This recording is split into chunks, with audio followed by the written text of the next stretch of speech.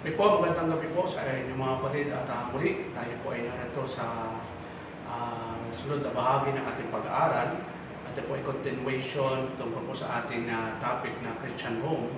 At sa nakaraan na pag-aaralan po natin about Christian marriage. At ngayong gabi ito ay pag-aaralan po natin about Christian wives. No? So bago tayo magsimula kapatid, tayo po ay humingi ng gabay sa ating Diyos ng mga pangyarihan sa lahat. Ama makapangyarihan sa lahat, salamat muli sa pagkakataon na kami po ay magkakaroon ng pag-aaral tungkol po sa Christian wives. Nawa po ay pangunahan po kami, gabayan, at nawa po ay marami kami matutunan ayon lamang sa Bibliang kaparaanan. At nawa ang banal ng Espiritu ang magturo po sa lingkod nyo at sa mga kikinig ay nawa bigyan mo kami ng karunungan, kaalaman upang maunawaan namin ang mga salita mo. Salamat o Diyos at lahat po ito dinadalangin namin sa tanging pangalan ng iyong bugtong na si Jesus.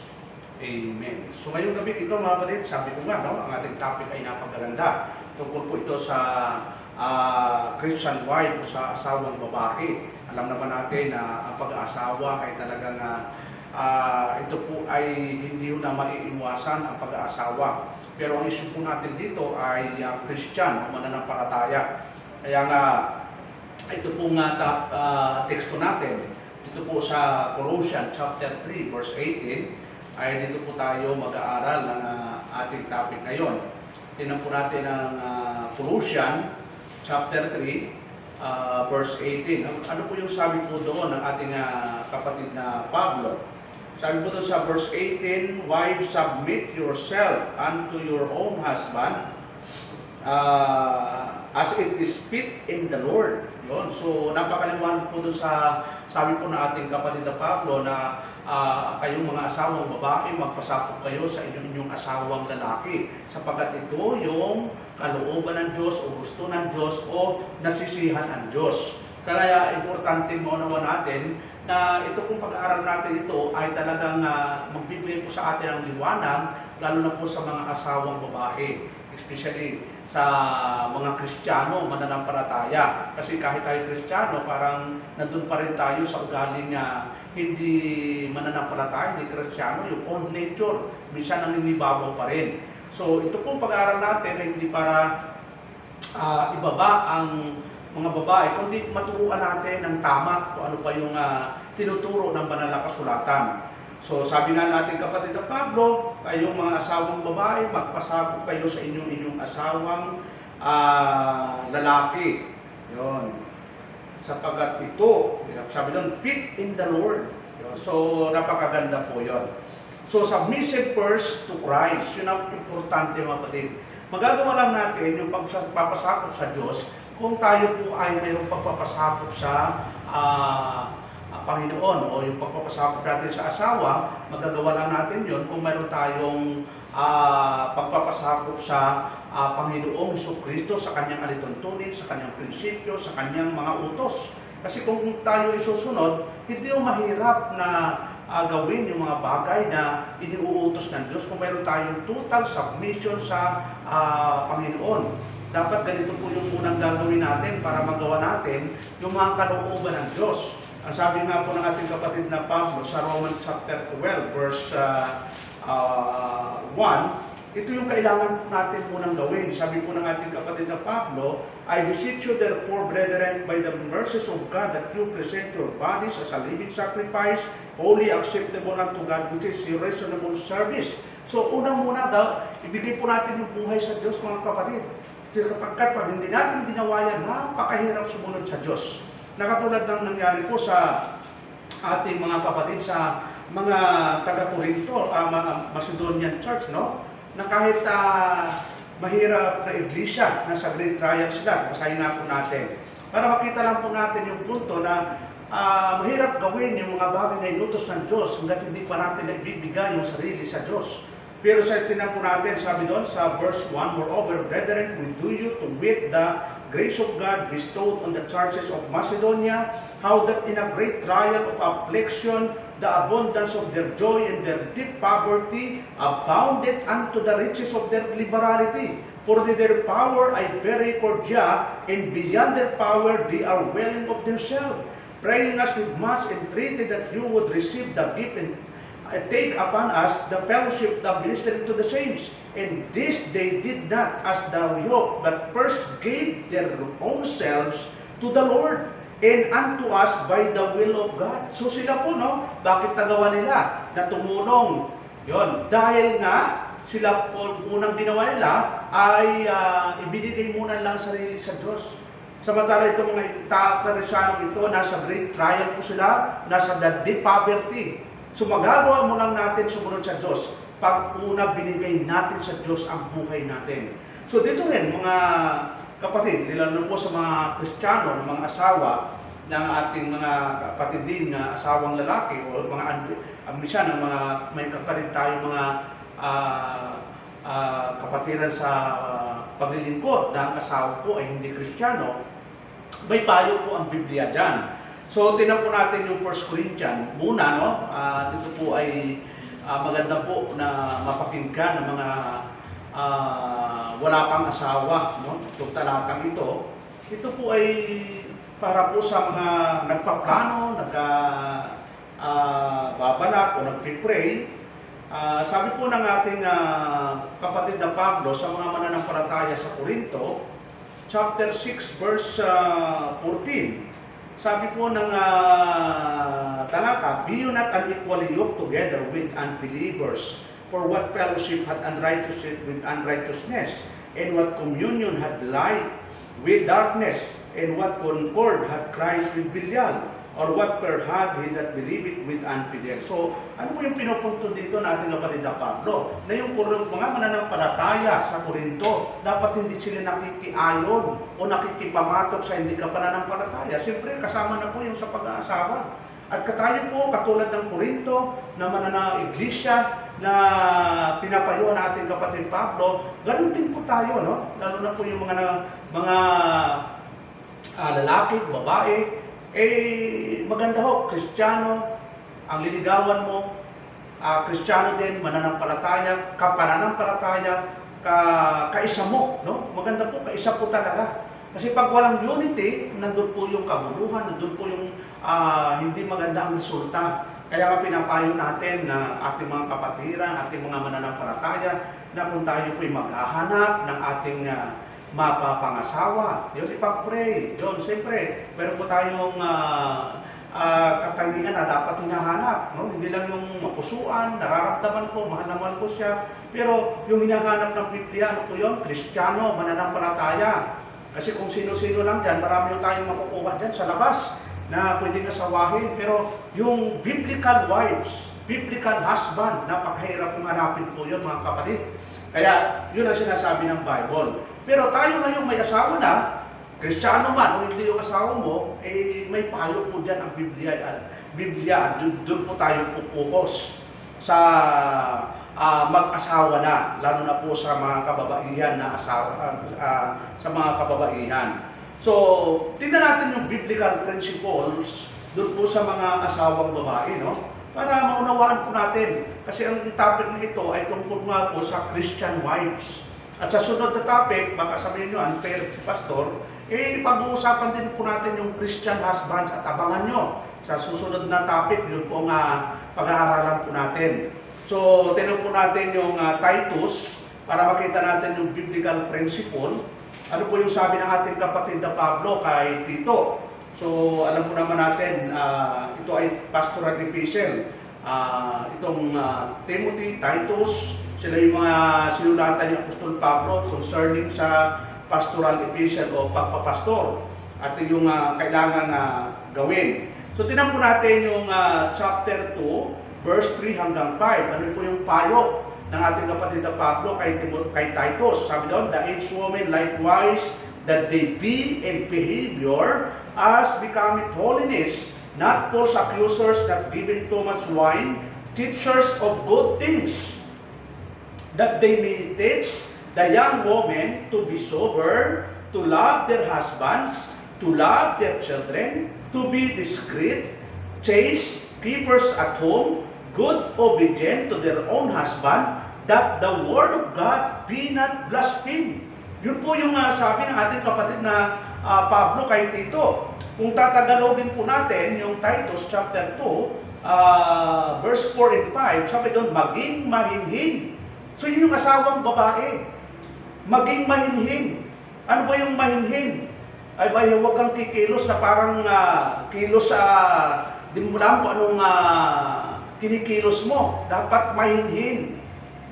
Yon, mahalin ang kanilang asawa. Yun po yung sinasabi dito ng ating kapatid na Pablo kay Tito, na dapat payuhan yung mga may asawa, lalo na mga bata pa sa pag-aasawa.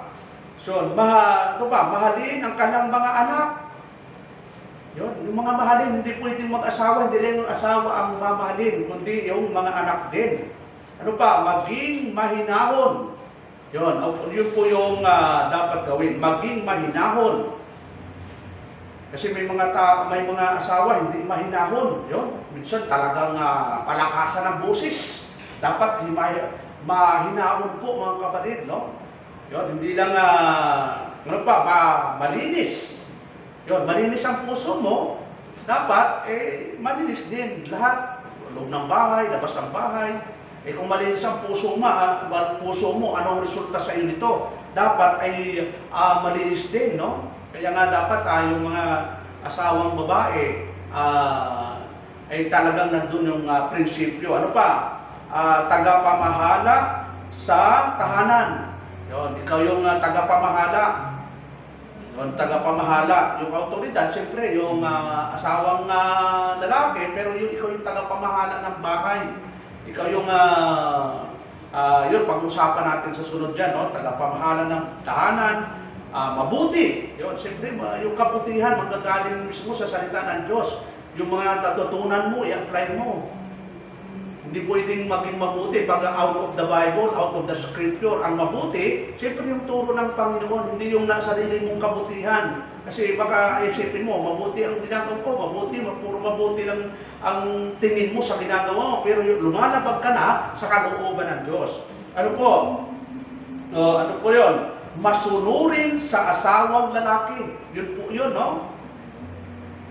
So baka sabihin nyo, bakit ganun, pastor, no? Parang pabor na pabor sa lalaki. Hindi po.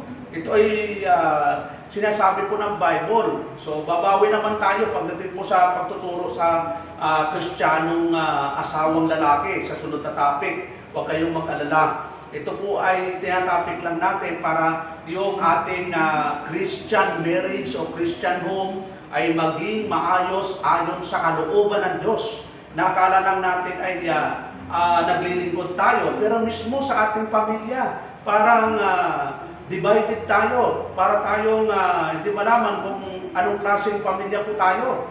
Dapat tayo ay pamilya na may takot sa Diyos, nagkakaisa, mayroong unity sa lahat ng aspeto ng buhay. Kaya dapat nauunawa natin yung ating obligasyon. So, ano ang dahilan? Bakit gagawin natin yon? So, nandun din po ang sagot, mga kapatid, no? Na sabi ng ating kapatid na Pablo kay Titus, sabi doon, pag ginawa natin yung mga responsibilidad natin sa Diyos, siyempre sa Diyos po obligasyon natin, kaya nga tayo nagpapasakop sa Diyos, sa asawa natin, kasi may utos ng Diyos. Kaya natin ginagawa yun. Bakit natin mamahalin ang ating mga anak? Bakit gagawin natin yung keepers at home? Bakit natin gagawin yung maging mabuti? Maging masunurin sa asawa? Ito'y utos ng Diyos.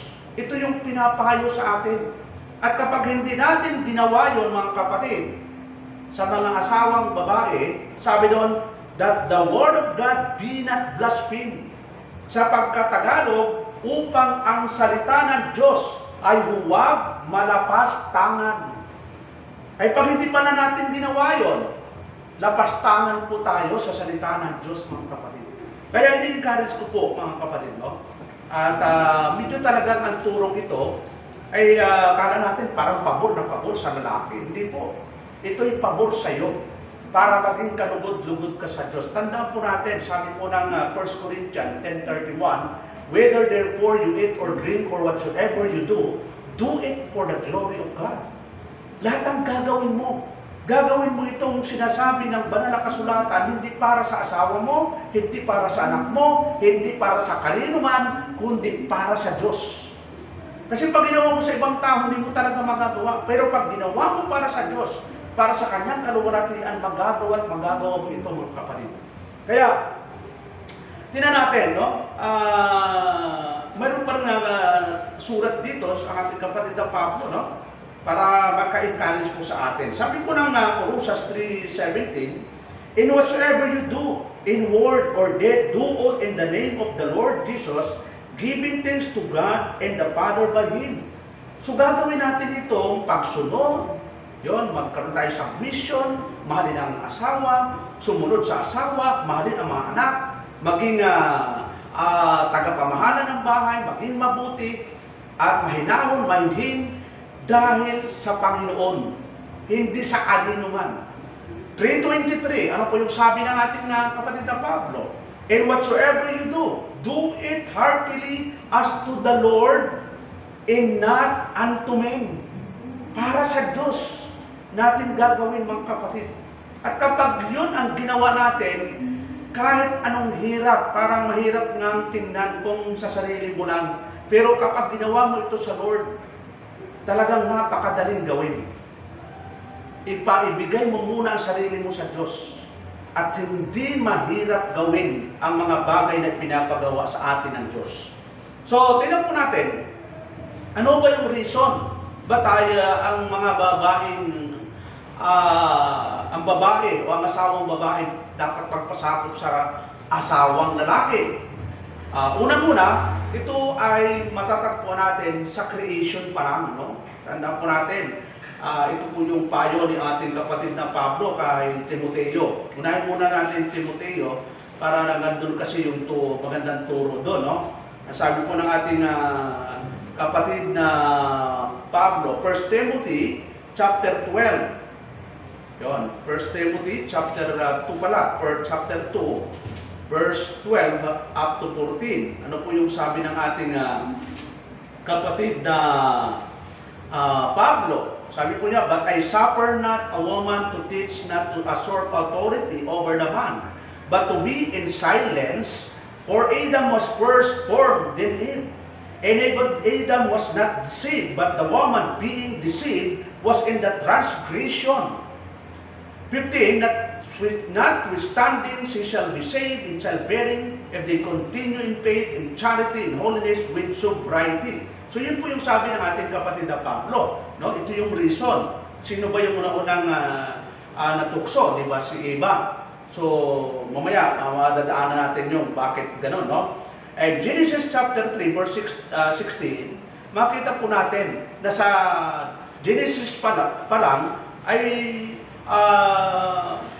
may pagkabanggit yung tinatawag pong, tinan po natin yung 3:16, sabi po ng banal na kasulatan, "Unto thy woman he said, I will greatly multiply thy sorrow, and thy conception in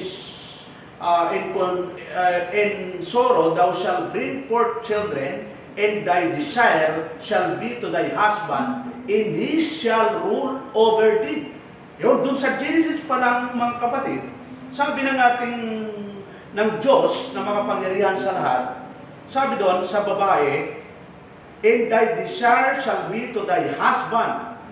Yung desire mo, kailangan nandun sa asawa mo.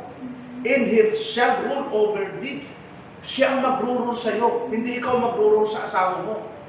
Yun, hindi rin natin sinasabing under desire, hindi ho, walang ganun, mga kapatid. Walang, basta ang sa atin, nasa Biblia lang po. No? At ayan po ipag-uusapan natin mabuti, lalo na pag dumating po tayo sa aral ng The Christian Husband. So, ang sinasabi natin, kung ano yung sinasabi ng Bible, yun po ang susundin natin. Lalo sa Christian home. Kasi ang unang topic natin, the Christian home, the Christian marriage, the Christian wives. Ngayon, ito yung pag-aaral natin. So, puro Kristiyano po yan. So, maliwanag po doon, mga kapatid, na unang reason ay found in creation. Sa creation pa lang, makita natin na ang Diyos mismo ang nagsabi na kailangan ang nagro-rule sa babae ay ang lalaki. Hindi po sinabing ang magro-rule sa pamilya ay ang babae. Mismo ang Diyos, mga kapatid. So, number 2, to depict Christ and the bride in the church. Tingnan natin yung Ephesians, no? Kung paano niya binigyan liwanag sa pamagitan ng sulat ng ating kapatid na Pablo sa mga mananampalataya sa Efeso. Tingnan po natin yung Kapitulo 5, chapter 5, verse 21 hanggang 24. Ano po yung sabi ng ating kapatid na Pablo? Sabi po dito, but that you also may know, chapter 5, verse 21. Sorry po. Sabi doon, submitting yourselves one to another in the fear of God. Yun ang unang gagawin dapat unang, mga kapatid, yung may takot tayo sa Diyos, fear of God. Yun, kaya nagpapasakop kayo dahil sa katakot sa Diyos. Hindi kayo magpapasakop dahil takot ka sa asawa mo. Yun, takot sa biyanan, takot sa ganito. Hindi po, kaya mo gagawin yung pagpapasakop sa asawa mo o mamahalin ng asawa mo dahil sa takot sa Panginoon. Wala kang dapat katakutan. Ba't mo gagawin yun? Dahil may takot ka sa Diyos. Yun po yung number 1. Yun ang una. Sabi doon, submitting yourself one to another in the fear of God. Tapos sunod, wives, submit yourself unto your own husband as unto the Lord. For the husband, tingnan po natin, is the head of the wife, even as Christ is the head of the church, and He is the Savior of the body. Therefore, as the church is subject unto Christ, so let the wives be to their own husband in everything. Yun, napakaliwanag po yun, mga kapatid, no? Kapag ang nagawa po natin ito, mga kapatid, nandun po yung kasiglahan, katuwaan, enjoyment, at kapayapaan ng ating paglilingkod sa Diyos. Kasi tandaan po natin, sa Diyos po tayo susunod. Hindi po sa tao, sa Diyos po tayo na dapat matakot. Sa Diyos po natin, para po sa Diyos natin gagawin lahat. Hindi po sa kaninuman. Pag nagawa po natin yun, mga kapatid, masarap pong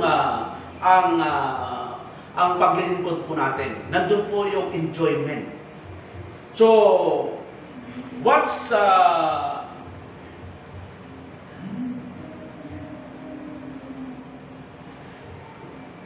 submissive mean? Ano ba yung ibig sabihin ng submissive, no? Tingnan lang natin, no? Ano ba ito, no? Number 1, it is recognizing God's order, headship. Yun ang ibig sabihin ng submission. Kinikilala natin yung God's order. Hindi pwedeng ang masusunod ay tayo. Dapat ang order ng Panginoon o yung kanyang pagkakasunod-sunod. Ang mismong ating Panginoon, hindi ho ba, nagpasakop siya sa kanyang Ama. At ang sabi nga, kung titingnan natin ang 1 Corinthians, tingnan po natin yung 1 Corinthians chapter 11, verse 3, diniscuss po ng ating kapatid na Pablo po doon, sabi po noon, sa 1 Corinthians chapter 11, verse 3, but I would have you know that the head of every man is Christ, and the head of the woman is the man, and the head of Christ is God. Yun. So yun ang sabi ng ating kapatid na Pablo, no? Yung God's order about submissive.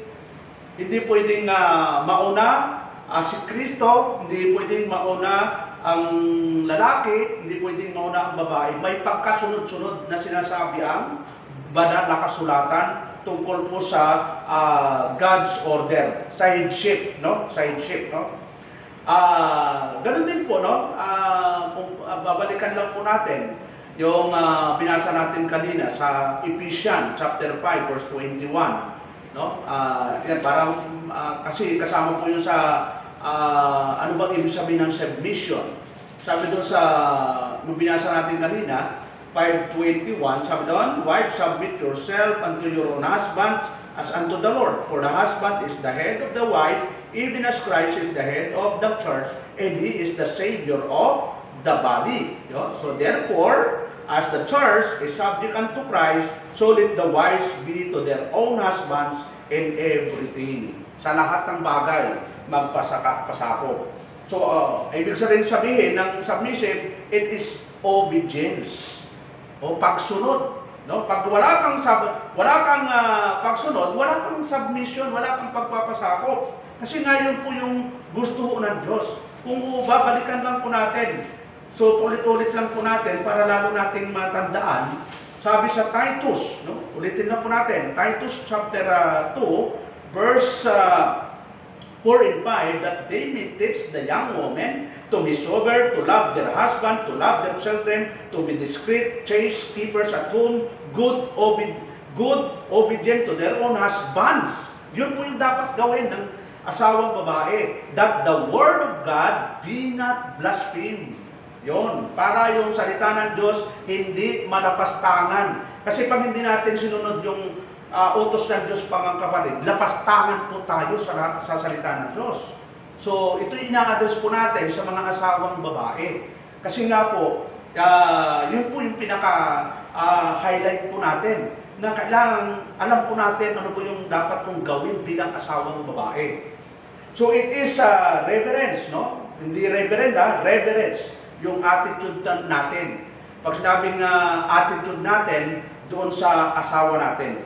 Kung titignan natin, tingnan natin yung Ephesians chapter 5 verse 33, no? Ano po yung sabi ng ating kapatid na Pablo? 5:33. Sabi ko doon sa 33, nevertheless, let every one of you in particular so love his wife even as himself, and the wife see that she never reverence her husband. Yun, yung may pagrespeto. Yun, pag sinabi may respeto ka sa asawa mo, ay hindi mo sisiraan yung asawa mo sa ibang tao. Dapat yung asawa mo, kung may against ka, kakausapin mo personal. Wala kang sasabihin na against sa asawa mo sa pag nakatalikod siya. So, hindi po dapat yun, no? So, dapat ang asawa mo, iturin mo na kaibigan, kapatid, yun yung kasama mo talaga siya. At pairalin po natin yung pagmamahal. Pag sinabing love, wala kang dapat gawin masama. Wala kang isasalitang masama sa asawa mo. Tingnan po natin yung meaning ng love. Kung talagang totoong mahal mo ang asawa mo, dapat ang i-rule sa'yo talaga yung biblical love talaga. Ano pa yung sinasabi ng 1 Corinthians 13:4? Sabi doon, charity suffereth long, it is kind, charity inviteth not, charity vaunteth not, itself is not puffed up, doth not behave itself unseemly, seeketh not her own, is not easily provoked, thinketh no evil. Rejoiceth not in iniquity, but rejoiceth in the truth, beareth all things, believeth all things, hopeth all things, endureth all things. Yun po yung ibig sabihin ng love. Ba't kayo nagpakasal? Bakit kayo nag-asawa? Yun, wala ba kayong love? Ano ba? Ba't kayo nag-asawa? Bakit kayo nagpakasal? Kung naunawaan mo yung meaning ng love, wala hong away. Wala hong sigarutan sa loob ng bahay. Bakit mayroong sigarutan? Mayroong pagtatalo? Hindi nauunawaan yung meaning ng love. At hindi nauunawaan minsan yung obligasyon ng asawang babae, asawang lalaki, ang mga anak, kaya mayroong kaguluhan sa loob ng bahay.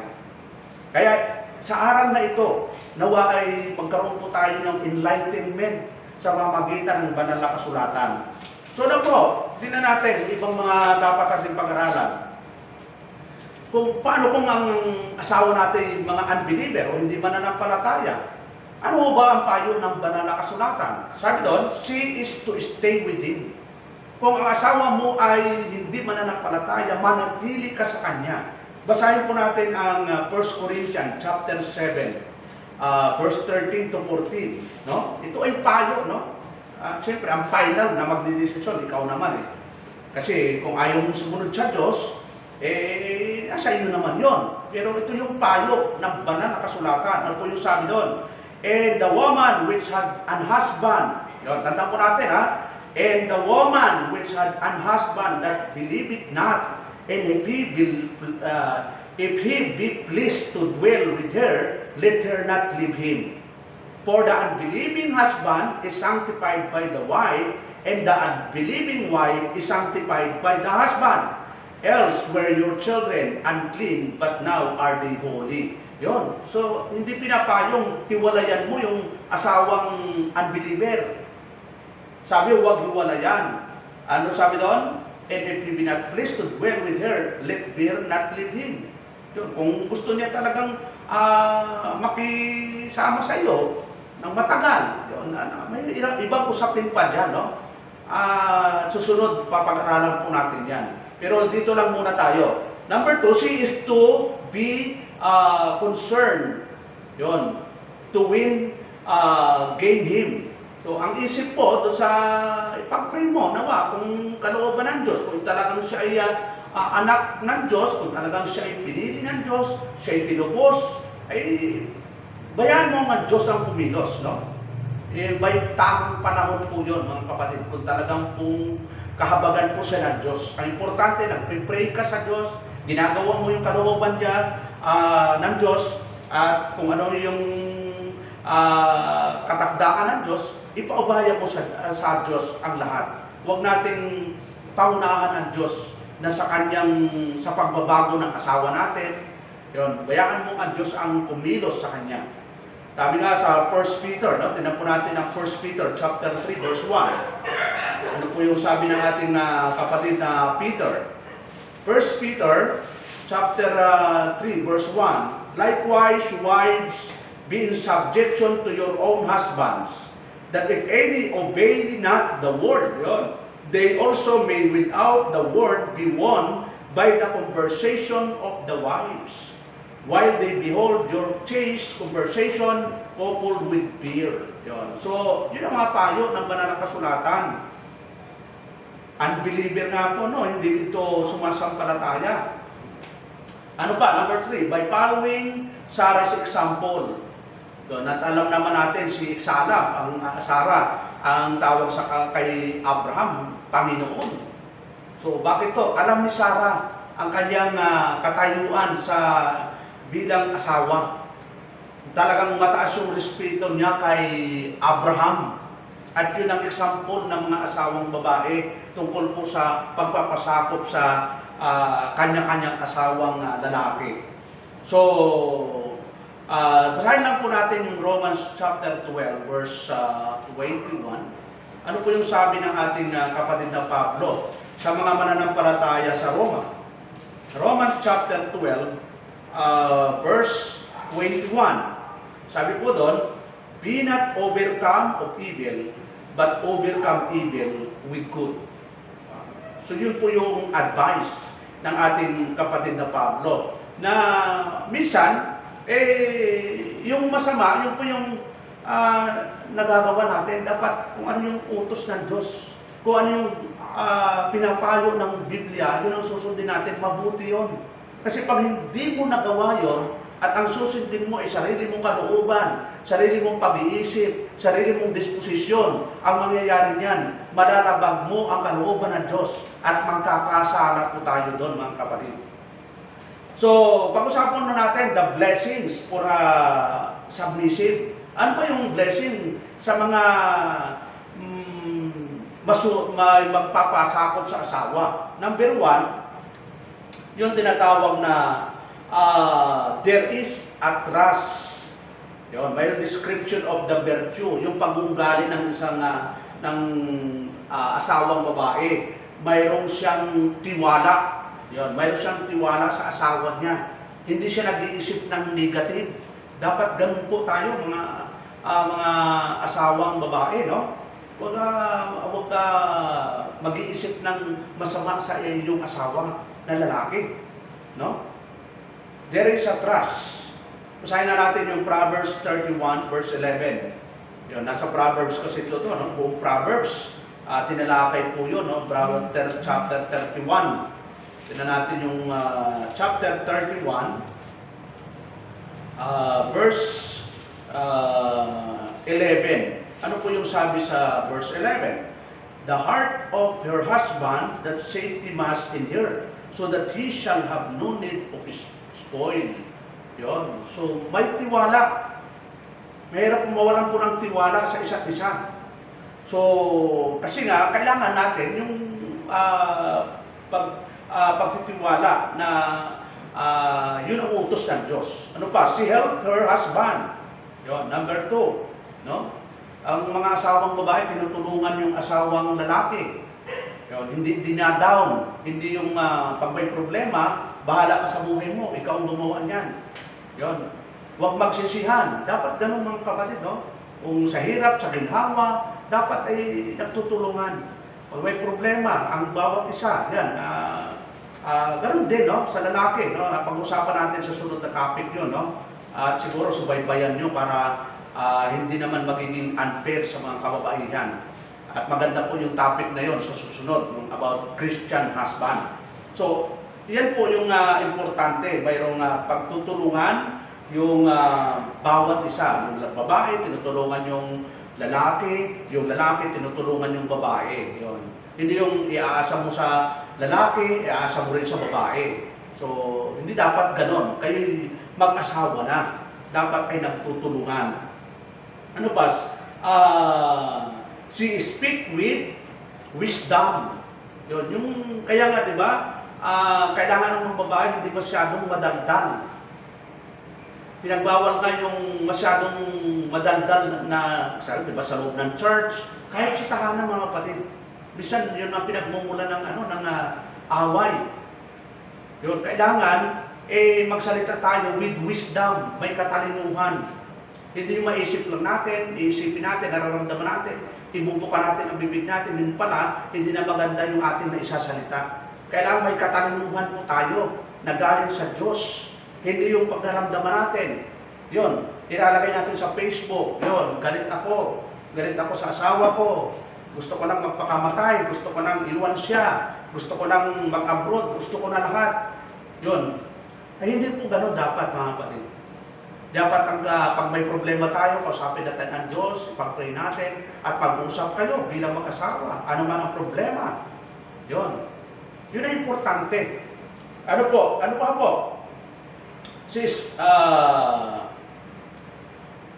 Her children and her husband. Praise her, no? Kapag mayroon tayong mga ginagawang kabutihan sa Diyos, napupuri tayo ng asawa, napupuri din tayo ng mga anak. Yun ang importante, ma-appreciate yung ginagawa natin ng mga nakapaligid sa atin. Kasi kung hindi maganda yung ginagawa, paano ma-appreciate nga yun, no? Pero pag maganda yung ginagawa mo, no, ang ginagawa mo sa bahay, sa labas ng bahay, maraming makaka-appreciate mga kapatid. Kaya, yun ang importante. Tapos, sabi doon, she display the fear of the Lord. Yun. Importante, may takot sa Diyos. Yun pinaka-importante. Makita talaga sa'yo na may takot ka sa Diyos. Kaya mo gagawin yung gantong pagsunod, hindi dahil takot ka sa asawa mo. Hindi takot ka kay pastor, takot sa kanino man, sa kapatiran. Dahil takot ka sa Diyos, yun yung kailangan. May respeto ka sa Diyos, may pagpapasakop ka sa Diyos, sa kanyang kalooban. Si honor Christ, yun ang blessing. Si honor Christ, may inuunor mo ang ating Panginoon. Doon pa lang, blessing na po yun 3:17, balik po tayo doon. Binasa natin kanina, pero basahin ulit natin mga kapatid. Para sa ikaliliwanag ulit. In whatsoever you do, in word or deed, do all in the name of the Lord Jesus, giving thanks to God and the Father by Him. Ano ba doon yung ating ginagawa, sa salita man o sa gawa, ay gawin natin ito sa pangalan ng ating Panginoon Kristo. No? So may pagdispito tayo sa Diyos, sa ating Panginoon. Hindi natin ginagawa yung mga bagay dahil sa mga tao o sa kanino man. Ginagawa natin ito sa pamamagitan ng pagsunod sa Diyos. Yun po ang kailangan natin mga kapatid. Ang panghuli, enjoys a grace of life. Enjoys a grace of life. 1 Peter 3:7, ano yung sabi doon sa 1 Peter 3:7? Tingnan natin mga kapatid. 1 Peter 3:7. Ano po yung sabi doon? Likewise, you husband, dwell with them according to knowledge, giving honor unto the wife as unto the weaker vessel, as being heirs together of the grace of life, that your prayers be not hindered. Yun. So, yun po pinaka-importante mga kapatid sa gabi dito sa ating pag-aaral regarding sa Christian wives na marami natin pagtuturo na at laging ulit-ulit natin pinipreach, pero mas maganda kung lagi natin ulit-ulitin yung pakikinig, pagbabasa ng Bible, panonood ng mga video regarding sa Christian wives para maitanim sa ating puso at isipan yung ating mga responsibilidad bilang asawang babae. So, salamat sa Diyos at salamat din mga kapatid at nawa ay patuloy nating panuorin ang ating mga pangangaral sa salita ng Diyos para lumago tayo espiritual. At abangan nyo ang ating susunod na topic about Christian husband. Yun. So napakagandang topic po ito. At nawa ang ating mga kalalakihan ay ready na makinig o ng mga salita ng Diyos at ng kanilang mga obligasyon bilang asawang lalaki. So ngayon po ay sa ating pagtatapos, tayo po ay manalangin ang mga pangyarihan sa lahat. Salamat o Diyos sa muli sa pagkakataon na kami po binibigyan mo ng ganitong uri ng pag-aaral upang lalo namin maintindihan ang mga aral mo na mula sa Biblia, lalo na po sa obligasyon ng isang asawang babae. Nawa po ay magkaroon kami ng teachable spirit, hindi po ito maging dahilan upang idaw namin ang aming sarili, kundi nandun po yung aming pagpapasakop sa iyong kalooban, kung paano namin magampanan ang tungkulin bilang asawang Kristiyano na namumuhay dito sa mundong ibabaw. Salamat o Diyos at sa aming pagtatapos, kayo po nawa ang Diyos sa magpala sa lahat ng aming pinapag-aralan, nawa ang aming mga makikinig, manunood, ay nawa i-bless mo, lalo na po sa lahat ng aspekto ng buhay God. Lahat po na ito ay dinadalangin namin sa pangalan ni Jesus. Amen and amen. Salamat po at magandang gabi po.